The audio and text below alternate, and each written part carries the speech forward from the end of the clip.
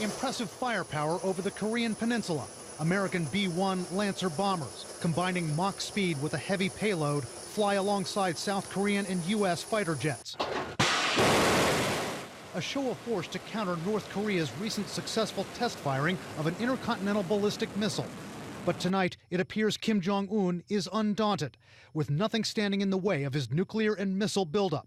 At the G20 summit, just days after that missile launch, this was about the strongest statement any leader uttered about North Korea. Problem that something has to be done about.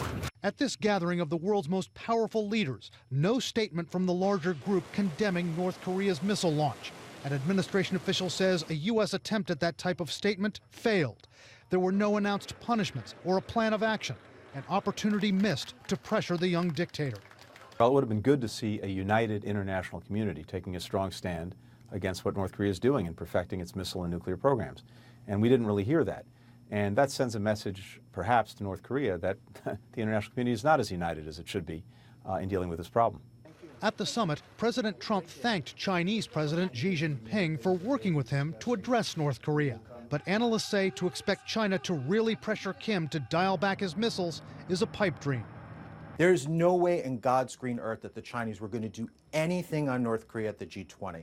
And the reasons are very clear. The Chinese are basically scared of the North Koreans. Like, if that country were to ever collapse, if they were ever to push too hard, the Chinese would be the ones who'd be holding the bag. They'd have millions of refugees that would be streaming across their border. And America's last line of defense may not be causing Kim much concern. Critics say the THAAD missile defense battery being tested and the long-range missile interceptors tested in recent weeks are improving, but not enough. Despite an investment of over $40 billion in this system, it has at best a limited capability to defend against a very small number of unsophisticated ICBM missiles. Imperfect American missile defenses, no tangible action from the world's top leaders. Tonight, sending a dangerous signal to a dangerous man.